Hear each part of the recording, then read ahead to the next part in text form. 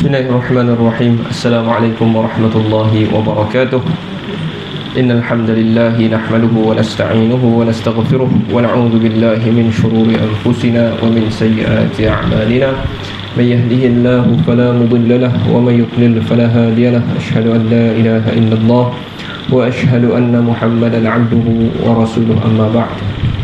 Saya muliakan ahli jatuh kuasa surau, para asatizah, hadirin hadirat yang dirahmati Allah Subhanahu wa taala sekalian. Mudah-mudahan kita semua di bawah limpah dan kurnia Allah Subhanahu wa taala. Tuan-tuan yang dirahmati Allah Subhanahu wa taala sekalian, jadi hari ini kita sudah berada pada 12 Disember.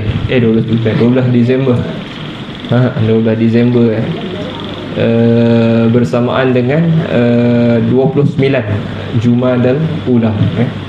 Jadi penamaan nama-nama bulan-bulan dalam Islam Jamadil Awal kan kita biasa sebut. Ini dalam bahasa Arab.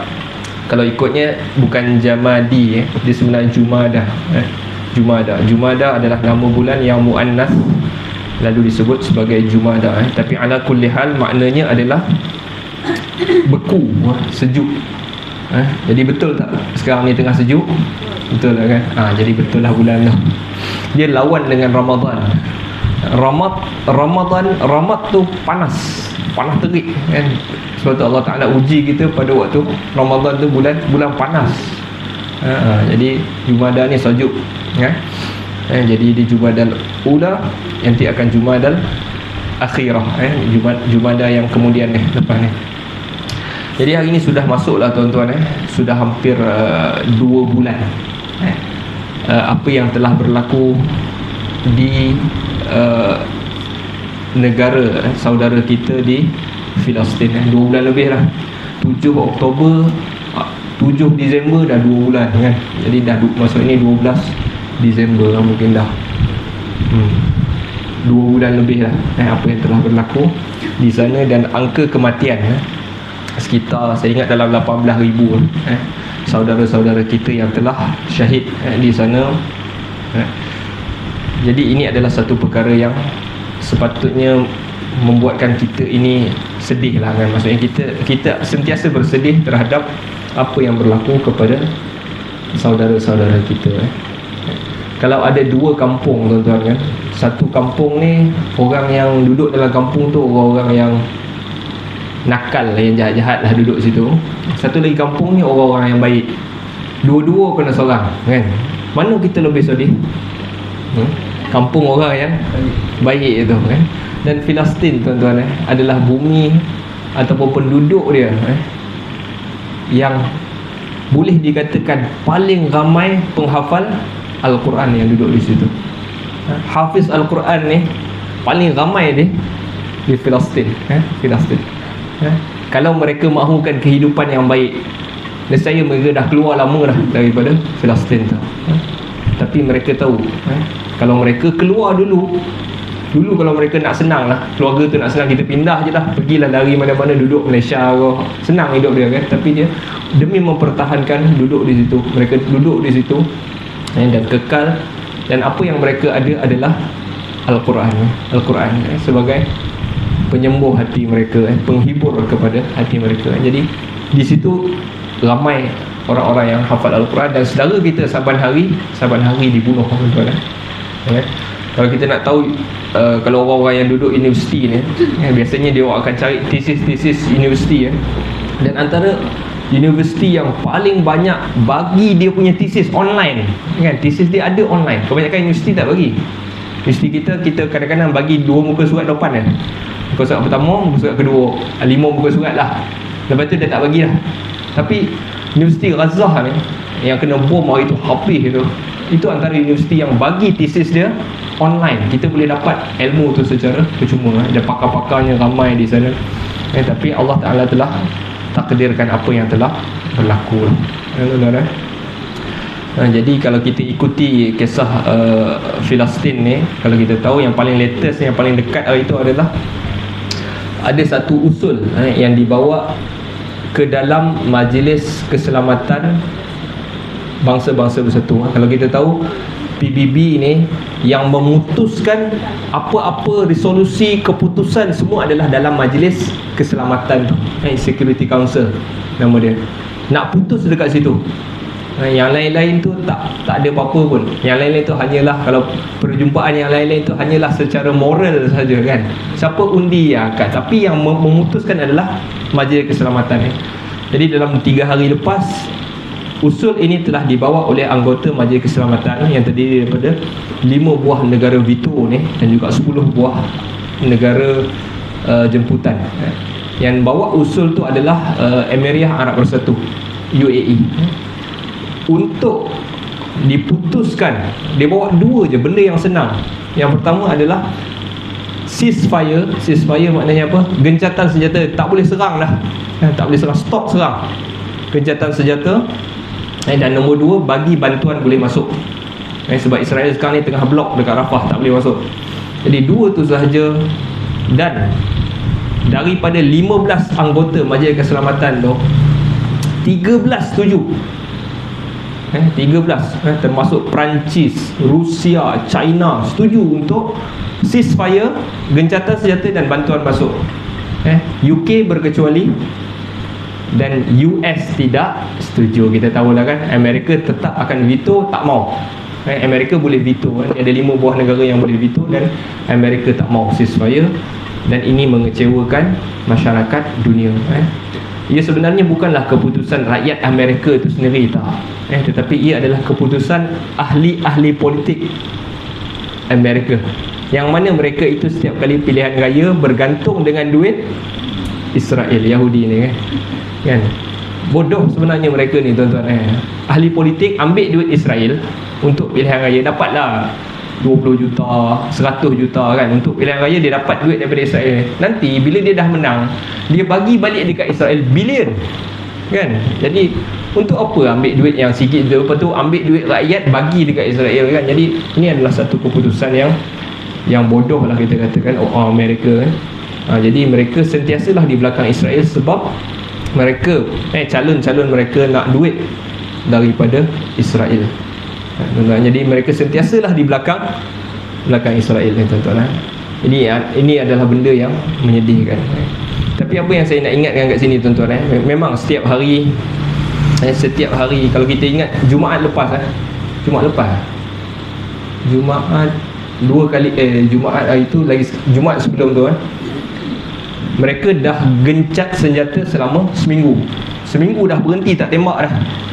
Mula balik gencatan senjata tu hari Jumaat tu juga, dalam masa sejam 20 orang mati kan. Maksudnya dia orang ni setiap sejam tu ada orang mati, bukan di Gaza saja tetapi di tepi barat. Jadi memanglah kita akan melihat angka itu bertambah. Tapi saya nak ingatkan diri saya dan juga tuan-tuan, bilangan yang mati itu mereka bukan nombor. Sekadar nombor. Kita tengok, hari ni 18,000, esok 19,000, lusa 20,000 mati. Mereka bukan nombor. Mereka adalah manusia yang ada keluarga mereka. Ada anak yang mati. Anak yang mati itu ada bapaknya, ada emaknya, ada atuknya, ada neneknya. Jadi kita jangan ingat, kita bila dah lama sangat benda ni, kita rasa macam tak ada apa dah. Kita kena ingat, saban hari mereka itu diganyah oleh tentera-tentera penceroboh. Mereka bukan nombor, tuan-tuan. Jadi kalau kita nak ingat kisah sahabat radhiyallahu anhum, nama dia Sa'id bin Amir Al-Jumahi. Sa'id bin Amir Al-Jumahi, Umar ibn Al-Khattab hantar dia jadi gubernur di Dimash. Di Halab. Saya cuba ingat balik di mana. Halab kot saya ingat. Mungkin Umar hantar di area Syria tu. Umar hantar seorang gubernur nama dia Sa'id bin Amir Al-Jumahi.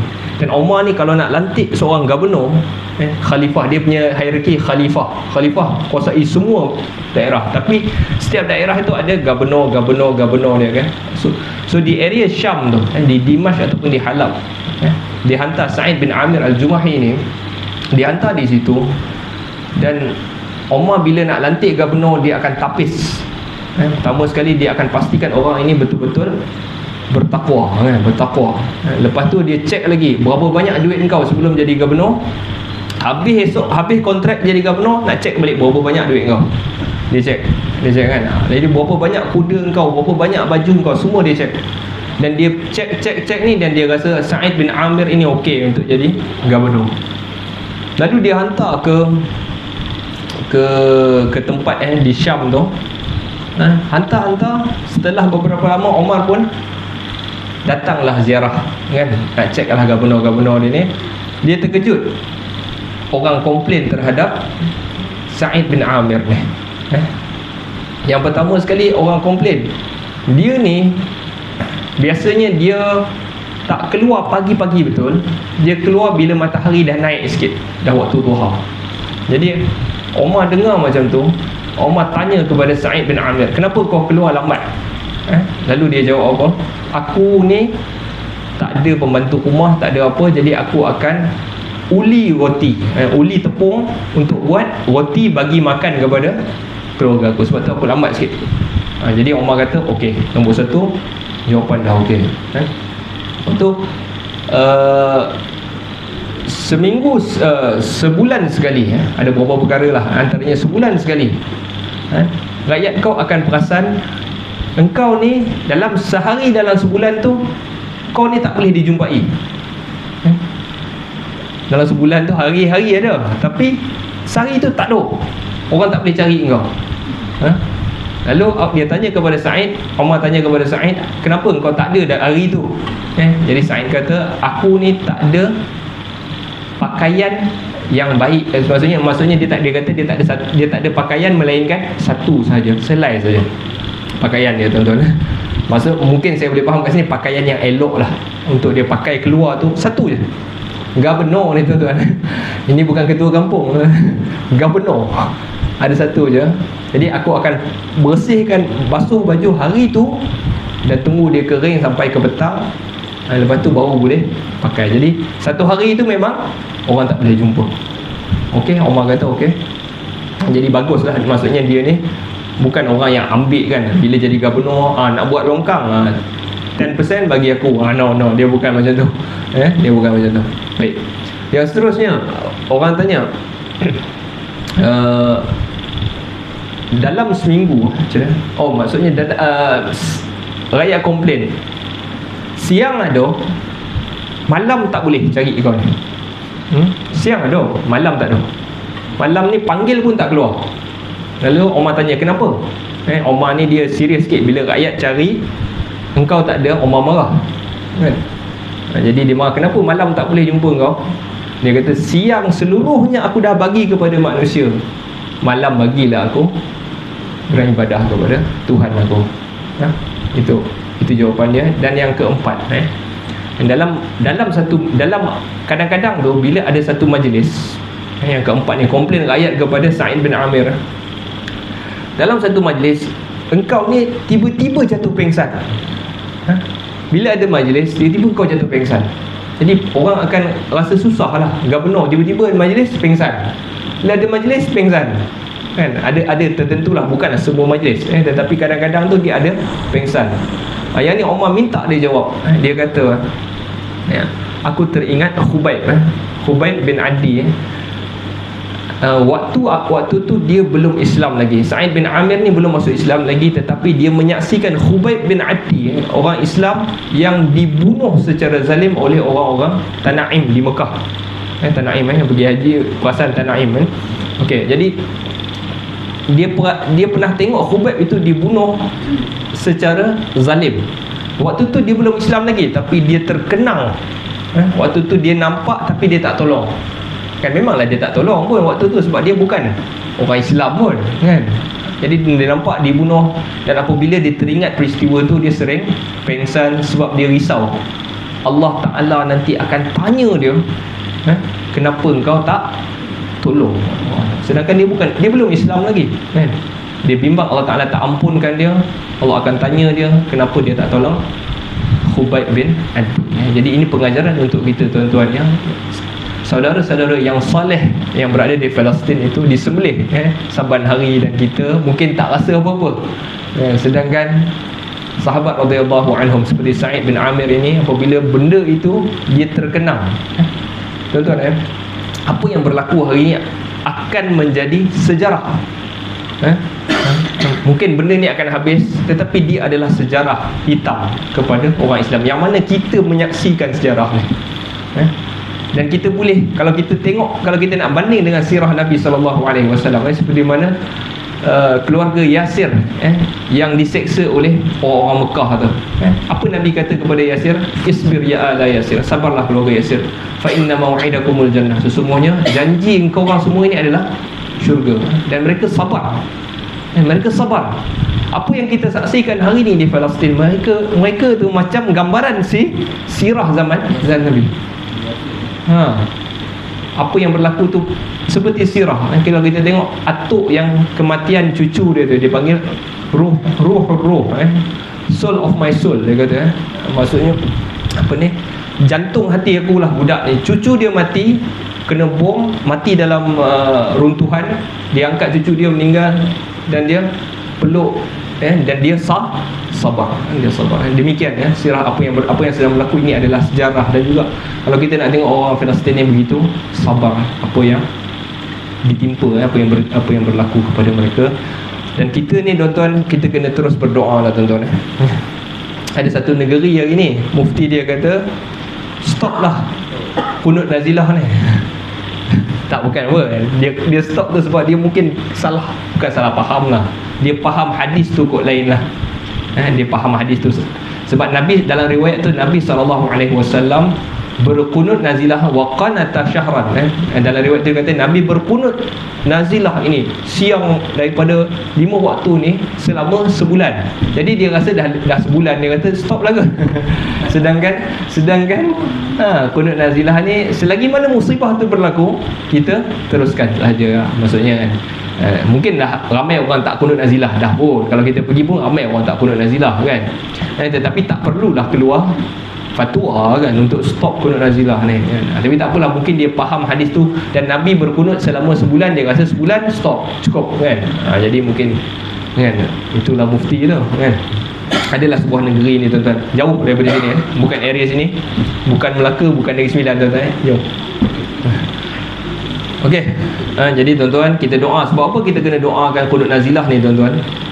Sebab kita doakan, kalau kita tak boleh nak buat apa-apa hari ni, Allah Ta'ala boleh menjatuhkan ataupun mengalahkan musuh itu dengan pelbagai cara. Sama ada dia dijatuhkan, dikalahkan dengan tangan-tangan kita sendiri, ataupun dikalahkan oleh tangan-tangan mereka sendiri.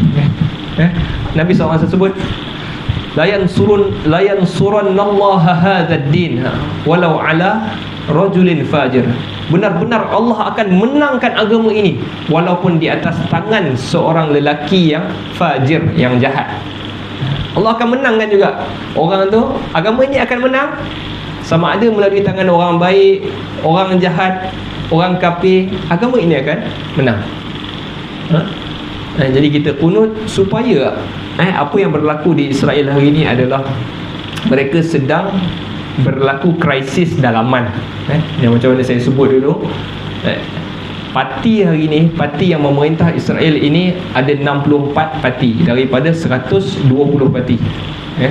64. Kalau 120 parti, seluruh kerusi ni 120 kerusi ni, seluruh Israel ada 120 kerusi. Kerajaan hari ni 64 kerusi saja. So, simple majority dia orang 61. Untuk memerintah kena ada 61 kerusi. Kerajaan hari ni ada 64. Dan daripada 64 ni ada 21 kerusi daripada 3 parti yang kita panggil ultra Yahudi lah. Maknanya memang betul-betul dia punya hasrat dia, 3 parti ni adalah membina negara Israel tanpa orang Palestin langsung. Maksudnya memang nak hapuskan. Jadi apa yang dilakukan mereka hari ni adalah memang nak hapuskan betul orang-orang Palestin. Tetapi mereka hanya ada 21 kerusi dalam tu. Jadi kita harap dengan keadaan kerusi yang tak kuat ni, mereka akan jatuh. Mereka akan jatuh. Mereka jatuh dan mereka sendiri berpecah dan habislah peperangan ini melalui tangan mereka sendiri. Sebab tu antara doa yang kita doa di dalam kunut nazilah apa? Allahumma baddid syamlahum. Ya Allah, kau pecahkan kesatuan mereka. Wa farriq jam'ahum. Wa farriq jam'ahum, iaitu engkau asing-asingkan, pecah-pecahkan juga kumpulan mereka. Wa syattid kalimatahum, dan leraikanlah perkataan-perkataan mereka. Perkataan-perkataan mereka sudah mulai lerai. Orang dah tak percaya dah. Orang dah start tak percaya. Kita memang lama tak percaya tuan-tuan, tetapi masyarakat dunia percaya dengan cerita dia orang. Masyarakat dunia percaya. Konon-konon Israel ini ditindas, orang-orang Palestin ni nak buang Yahudi daripada peta lah. Sedangkan tak kan? Sedangkan mereka hanya tuntut tanah mereka sahaja kan? Bukan mereka nak buang orang Yahudi tu. Jadi dia orang mainkan sentimen-sentimen. Dulu mereka ditindas zaman-zaman dulu, lepas tu sampai dekat Perang Dunia Kedua, Jerman bunuh mereka. Jadi dia orang main sentimen tu, seolah-olah dunia nak buang mereka. Orang Arab ni nak buang mereka. Jadi mereka buat macam sedih. Orang masyarakat dunia percaya kan? Jadi yang tu yang kita perkataan-perkataan mereka sudah Allah Ta'ala sudah leraikan. Sekarang ni perkumpulan mereka itu sendiri kita doakan supaya pecah. Jadi situ sikit sebanyak tuan-tuan update tentang Filistin. Jadi kita jangan lupakan Filistin di dalam doa kita lah tuan-tuan. Jadi kita sambung lah tuan-tuan. Apa ni? Okay, kita sambung kuliah kita. Apa nama kitab ni? Syarah Al-Aqidah Al-Wasithiyah. Syarah Al-Aqidah Al-Wasithiyah yang menceritakan tentang tauhid berdasarkan firman Allah Subhanahu wa taala, yang menceritakan akidah bukan melalui pandangan orang-orang ataupun pandangan ahli kalam, pandangan falsafah, tak. Akidah diambil daripada nas, iaitu Al-Quran dan juga hadis Nabi sallallahu alaihi wasallam. Jadi tajuk kita yang terakhir bulan lepas adalah berkaitan dengan sifat cinta Allah. Boleh tak Allah itu bersifat dengan sifat cinta? Ya, boleh. Dan dengan 9 dalil yang kita berikan. Ada 9 dalil ayat Al-Quran menunjukkan Allah itu memang bersifat dengan sifat cinta. Ia berbeza dengan sebahagian aliran, termasuklah yang ada di Malaysia, yang menolak Allah Ta'ala tak boleh ada sifat cinta. Sebab bagi mereka cinta adalah mailul qalb. Cinta itu adalah hati yang apa, cenderung kepada sesuatu orang. Kalau kita cinta kat perempuan tu, maknanya hati kita start cenderung kepada perempuan tu. Jadi bagi dia Allah Ta'ala tak boleh macam tu kan? Sedangkan dalam firman Allah Ta'ala sebut innallaha yuhibbut tawwabin. Allah Ta'ala itu mencintai orang-orang yang bertaubat. Jadi bolehlah Allah Ta'ala bersifat, maksudnya sifat cinta itu adalah sabit bagi Allah Subhanahu wa Ta'ala. Baik, jadi hari ini kita nak masuk dengan topik yang baru, iaitu sifat rahmat. Kalau kitab Indon ini muka surat 244. Kalau kitab Arab kena carilah sifatur rahmah, sifatur rahmah, sifat rahmat. Jadi apa itu rahmat? Rahmat datang daripada perkataan Arab rahim. Kalau ibu dia akan mengandungkan anak itu di mana? Di rahimnya. Rahim datang daripada perkataan tu. Maknanya ibu itu kalau ada anak di rahimnya, adakah dia akan suka-suka jom kita buat flying fox, kita gantung tali terbang. Ibu takkan buat benda tu sebab dia sayang apa yang ada dalam rahim dia. Itu menunjukkan sifat sayang. Rahim menunjukkan sayang, sayang Allah Subhanahu wa taala. Baik. Qauluhu, firman Allah Subhanahu wa taala, Syekhul Islam Ibn Taimiyah dia startkan dengan sifat, nak membuktikan Allah Taala itu ada sifat rahmat. Dia start dengan firman Allah, Bismillahirrahmanirrahim. Ini dengan nama Allah Ar-Rahman dan juga Ar-Rahim. Ar-Rahman dan juga Ar-Rahim, kedua-duanya membawa maksud rahmat. Ar-Rahman, Ar-Rahim, kedua-duanya maksud rahmat. Apa itu rahmat tuan-tuan? Rahmat maksud apa tadi? Sayang. Itu rahmat. Jadi kalau kita terjemah tu Bismillahirrahmanirrahim, kita terjemah macam mana? Dengan nama Allah yang Maha Pengasih lagi Maha Penyayang. Kadang ada orang terjemah dengan nama Allah yang Maha Pemurah. Salah. Dengan nama Allah yang Maha Pemurah lagi Maha Penyayang. Bukan pemurah. Rahman bukan pemurah. Rahman maksud dia sayang. Dia mesti sayang, kasih. Itulah maksud Rahman. Dengan nama Allah yang Maha Pengasih lagi Maha Penyayang. Okay. Jadi apa beza tuan-tuan Ar-Rahman dengan Ar-Rahim? Dua-dua datang daripada perkataan yang sama, iaitu Rahim. Rahim. Jadi Ar-Rahman dan Ar-Rahim, kedua-duanya di dalam bahasa Arab adalah sirah mubalaghah, tuan-tuan. Sirah mubalaghah maksudnya sangat-sangat. Contoh Ar-Rahman. Ar-Rahman. Dalam bahasa Arab, kalau kita dahaga, aku ni dahaga sangat. Dahaga dalam bahasa Arab atasha. Atasha. Kalau saya dahaga, atash tu. Tapi kalau aku dahaga sangat, kita akan kata ana atshan. Ana atshan. Okey. Kalau saya marah, awak boleh cakap ana ghadib. Kataan dia ghadab. Ana ghadib. Tetapi kalau saya marah sangat, kita akan sebut ana ghadban. Perasan tak ni? Tadi dahaga apa? Saya dahaga sangat. Ana atshan. Ada tambah alif dan nun di belakang. Kalau marah sangat, ghadban. Maknanya aku marah sangat. Ghadban. Jadi nama Allah apa? Rahman. Maknanya sangat-sangat. Rahim tadi apa? Sayang. Sangat-sangat sayang. Itu maksud Rahman. Ada sirah mubalaghah. Dan yang kedua, Rahman dia menunjukkan semua. Rahman Rahman itu menunjukkan dia sayang kepada siapa? Semua sekali. Tak kisahlah Muslim ke, kafir ke, mukmin ke, fajir ke, fasik ke, Tuhan sayang semua. Rahman. Tuhan Rahman itu dia meliputi semua orang. Itu Rahman. Yang pertama tadi apa? Sangat. Yang kedua, meliputi semua. Dan yang ketiga, Rahman ini boleh bermaksud dia sementara. Dia tak kekal. Rahman. Dia tak selama-lamanya tak. Rahman ini menunjukkan dia sayang, tapi ada tempoh dia. Bertempoh. Okey, itu tiga maksud daripada maksud Ar-Rahman. Baik, kita pergi Ar-Rahim pula. Ar-Rahim sama. Yang pertama, maksud dia sangat-sangat sayang. Sama Rahim sebab sirah mubalaghah. Rahim, Alim, Karim, itu semua maksud sangat lah. Itu maksud sirah mubalaghah juga. Sangat-sangat sayang. Yang kedua, dia adalah, kalau Rahman tadi semua, tapi kalau Rahim dia eksklusif kepada satu-satu golongan. Satu-satu golongan.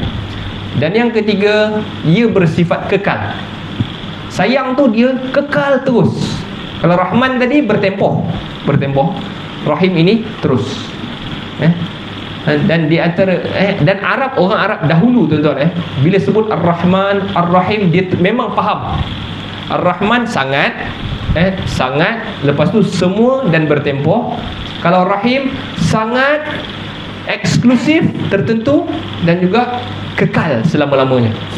Jadi Ibnu Abbas, tuan-tuan, Ibnu Abbas apabila ditanya apa maksud Ar-Rahmanur Rahim, Ar-Rahman dia kata sayang Allah kepada manusia pada dunia ni. Allah Ta'ala sayang manusia, seluruh manusia di dunia. Tetapi Ar-Rahim maksud dia adalah Allah Ta'ala sayang orang yang beriman sehingga hari kiamat. Maknanya Allah Ta'ala sayang sampai hari kiamat. Jadi apa yang saya terangkan tadi adalah membezakan. Ibnu Abbas dia faham takrif Ar-Rahman dan juga Ar-Rahim.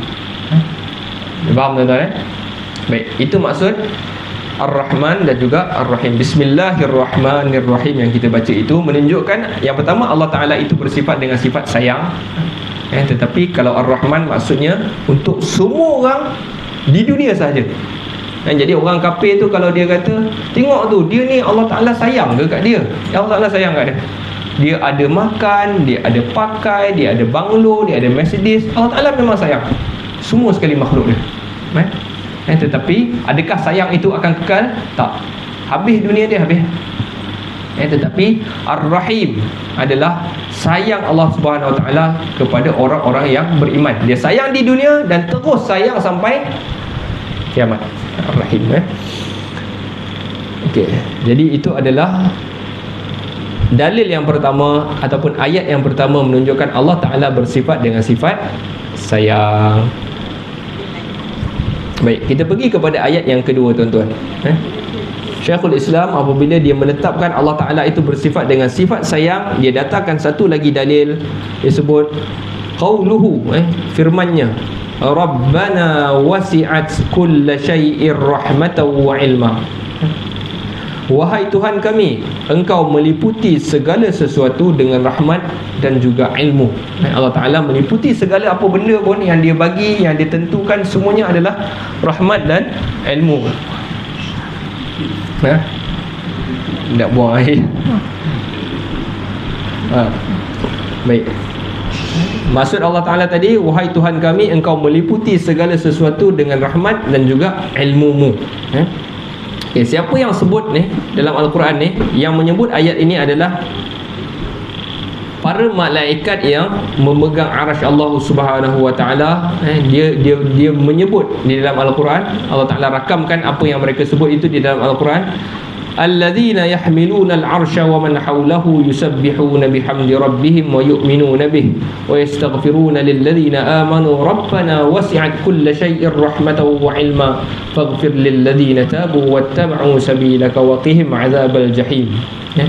Malaikat-malaikat yang memikul arasy dan para malaikat yang berada di sekelilingnya bertasbih dengan memuji Tuhan mereka, dan mereka beriman kepadanya serta memohonkan ampunan untuk orang-orang yang beriman, seraya mereka itu berkata, wahai Tuhan kami, Engkau meliputi segala sesuatu dengan rahmat dan ilmu-Mu, maka berilah ampunan kepada orang-orang yang bertaubat dan mengikuti jalan agama-Mu, dan peliharalah mereka dari azab neraka yang menyala-nyala.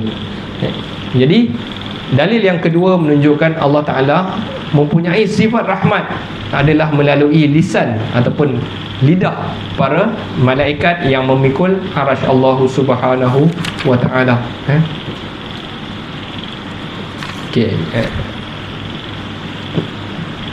kita sambung. Hanya saja rahmat Allah kepada orang kafir adalah rahmat yang sifatnya jasadi, jasmani. Jadi Allah Ta'ala ini dia bagi rahmat seluruhnya. Muslim, kafir, orang yang syirik, semua dapat rahmat Allah Ta'ala. Tetapi rahmat yang macam mana? Rahmatnya adalah bersifat jasadi, jasmani, duniawi, dan sangat terbatas dibandingkan rahmatnya kepada seorang mukmin. Jadi rahmat orang mukmin itu lebih kekal, lebih banyak dan lebih lama berbanding dengan orang-orang kafir. Allah Ta'ala sebut dalam surah An-Nahl, man amila salihan min zakarin aw unsa wa huwa mu'min falanuhyiyannahu hayatan tayyibah. Sesiapa barang siapa yang mengerjakan amal soleh, baik lelaki maupun perempuan, sedangkan dia adalah orang yang beriman, maka kami benar-benar akan memberikan kepadanya kehidupan yang baik. Kehidupan yang baik ini adalah benda yang hilang daripada orang kafir. Kadang-kadang dia rasa dia hidupnya itu dah dapat, sedangkan belum. Sebab dia, apa yang dia tak dapat adalah pada hari yang kemudian. Jadi kita orang yang beriman ni, kita kena faham kehidupan yang baik itu bukan di sini sahaja, tetapi dia akan berterusan sehingga hari akhirat.